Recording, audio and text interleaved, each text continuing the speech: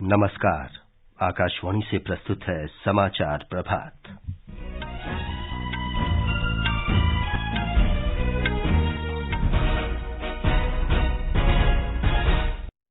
प्रधानमंत्री नरेंद्र मोदी प्रौद्योगिकी के इस्तेमाल से जीवन को सरल बनाने के विषय पर वेबिनार को आज संबोधित करेंगे। विधानसभा चुनाव में कल नागालैंड में 85% और मेघालय में 75% मतदान हुआ। दिल्ली के उप मुख्यमंत्री मनीष सिसोदिया को आबकारी नीति मामले में 5 दिन की सीबीआई हिरासत में भेजा गया। जनजातीय कार्य मंत्री अर्जुन मुंडा ने कहा, सरकार जनजातीय समुदाय के कल्याण और उत्थान के लिए प्रतिबद्ध। जम्मू कश्मीर के पुलवामा जिले में सुरक्षा बलों के साथ मुठभेड़ में एक आतंकी मारा गया। और अमेरिका ने कहा, पाकिस्तान ने आतंकवादी संगठनों को समाप्त करने के लिए बहुत कम काम किया है।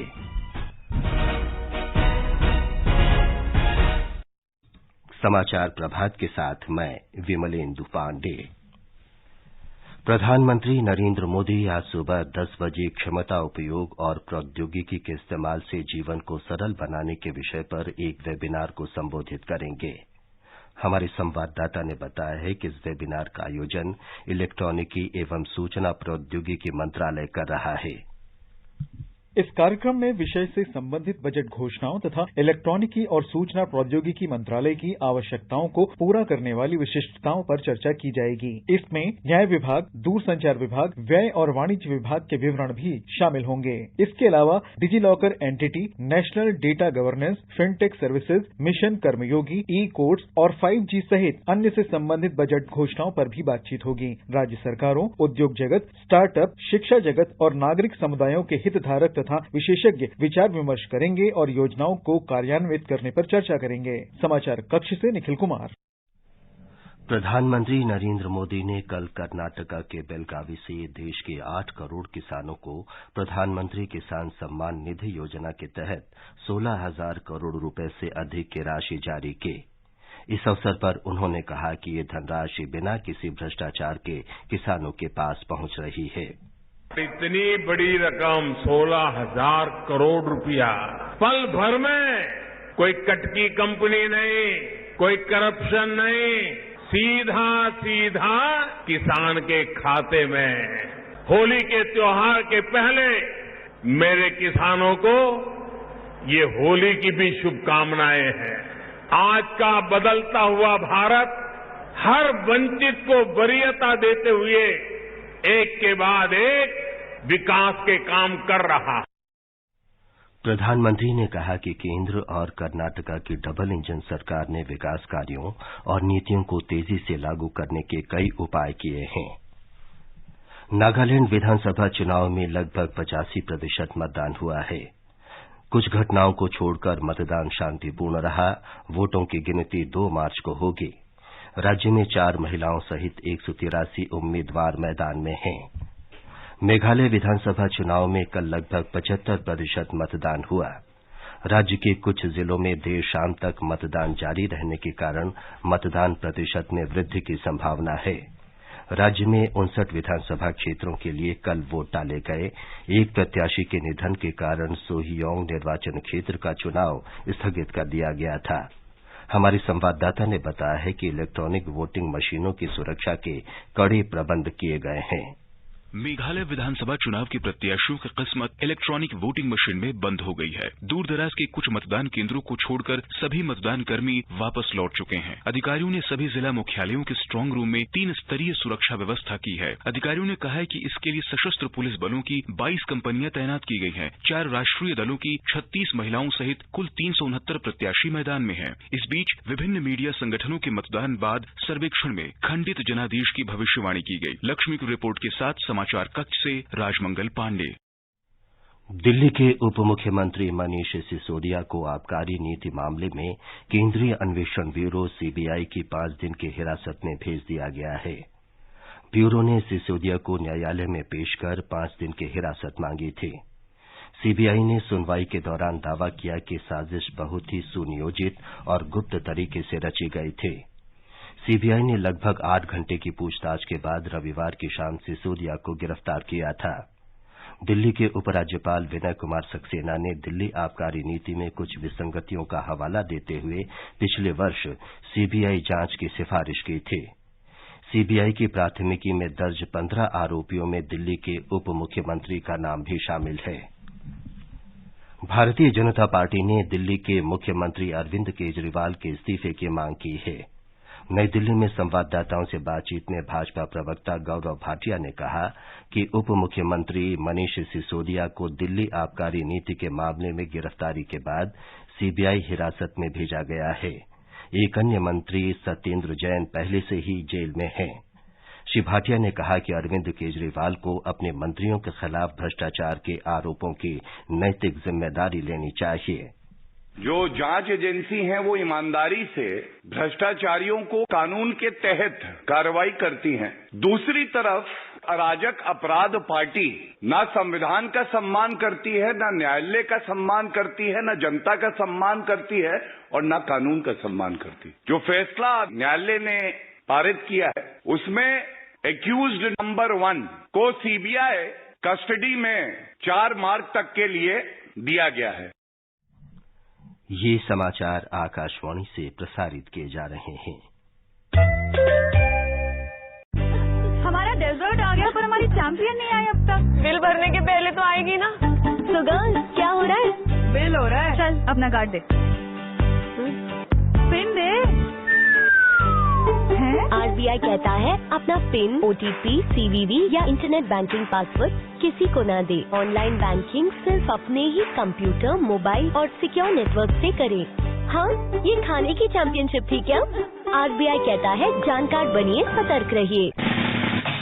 खुजली झटपट दूर करे। जालिम लोशन, वही नाम वही काम, कुछ भी नहीं बदला। चर्म रोगों का दुश्मन जालिम लोशन। समाचार प्रभात में आपका फिर स्वागत है।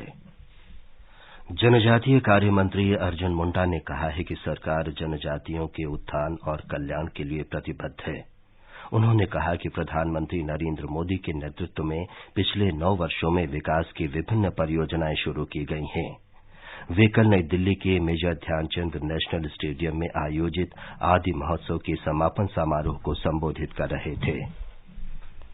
महाराष्ट्र के छत्रपति संभाजीनगर में आज W20 यानी महिला 20 की बैठक का समापन होगा। G20 समूह के ये प्रतिनिधि आज 2 महत्वपूर्ण सत्रों में चर्चा करेंगे। विशेष सत्र में बाधाओं को तोड़ना, गैर परंपरागत महिलाओं की कहानियां विषय पर सांसद डॉ सोनल मानसिंह और नौसेना के कुछ महिला अधिकारी चर्चा करेंगे। भारत ने बैठक के लिए 5 प्राथमिकता वाले क्षेत्रों का चयन किया है। औषधि विभाग इस वर्ष 7 मार्च को 5वां जन औषधि दिवस मनाने जा रहा है।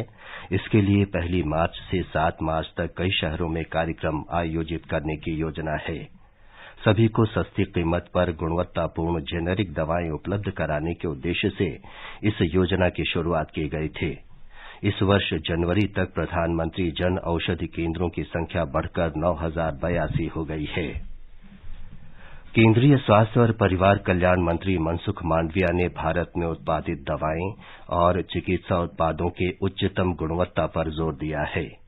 श्री मांडविया कल हैदराबाद से 40 किलोमीटर दूर कोट्टूर रंगारेड्डी जिले में औषधि गुणवत्ता विनियमन और प्रवर्तन पर 2 दिवसीय मंथन सम्मेलन के समापन सत्र में बोल रहे थे। केंद्रीय मंत्री धर्मेंद्र प्रधान ने कहा है कि ओडिशा के कुछ इलाकों में सार्वजनिक वितरण योजना के अंतर्गत मिलावटी चावल का वितरण किया जा रहा है। उन्होंने इस बारे में केंद्रीय उपभोक्ता कार्य, खाद्य और सार्वजनिक वितरण मंत्री पीयूष गोयल को एक पत्र लिखा है। उन्होंने कोरापुट, सुंदरगढ़ और बालेश्वर जिलों में कथित रूप से मिलावटी चावल बांटने का आरोप लगाया है। उन्होंने कहा है कि राज्य में लगभग 3 करोड़ 25 लाख प्रधानमंत्री गरीब कल्याण अन्न योजना के लाभार्थी हैं।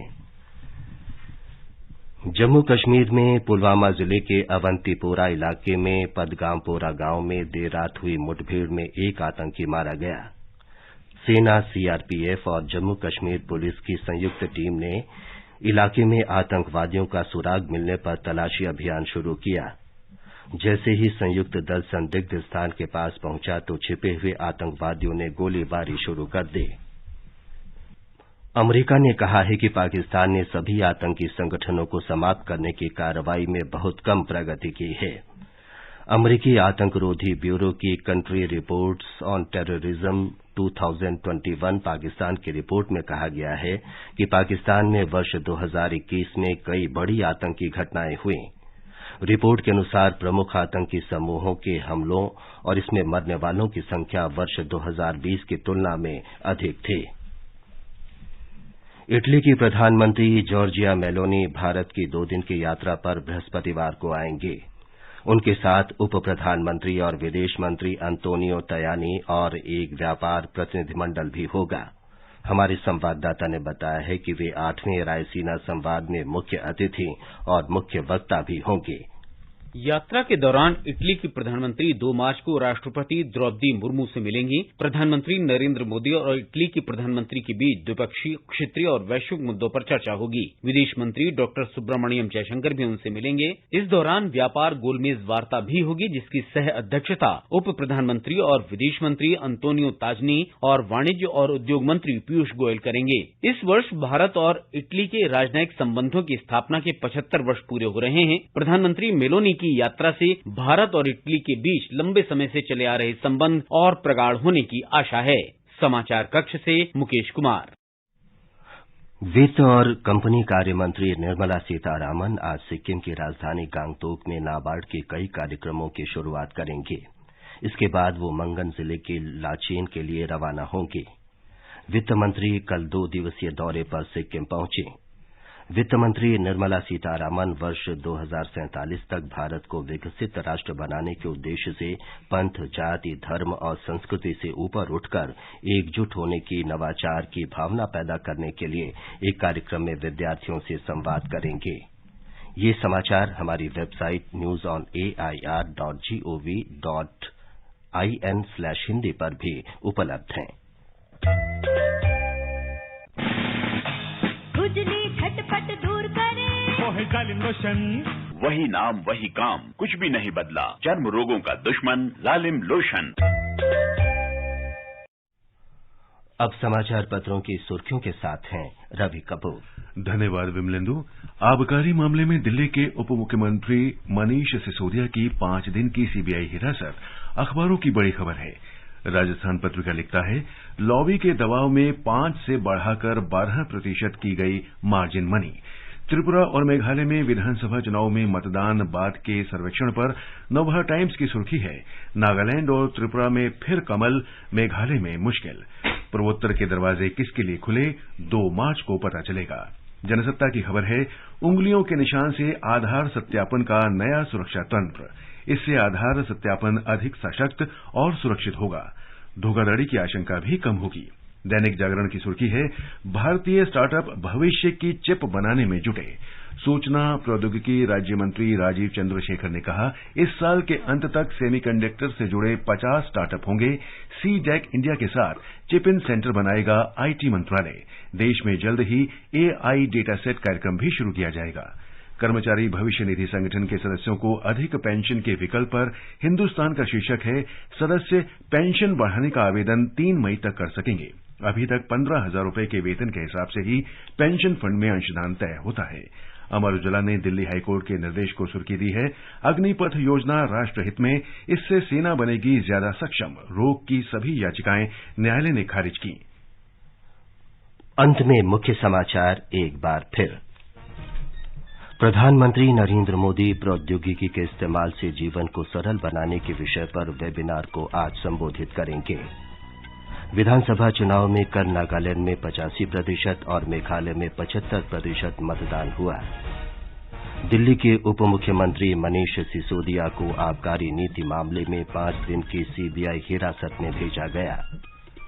जनजातीय कार्य मंत्री अर्जुन मुंडा ने कहा, सरकार जनजातीय समुदाय के कल्याण और उत्थान के लिए प्रतिबद्ध। जम्मू कश्मीर के पुलवामा जिले में सुरक्षा बलों के साथ मुठभेड़ में एक आतंकी मारा गया। इसके साथ ही समाचार प्रभात का ये अंक समाप्त हुआ। नमस्कार।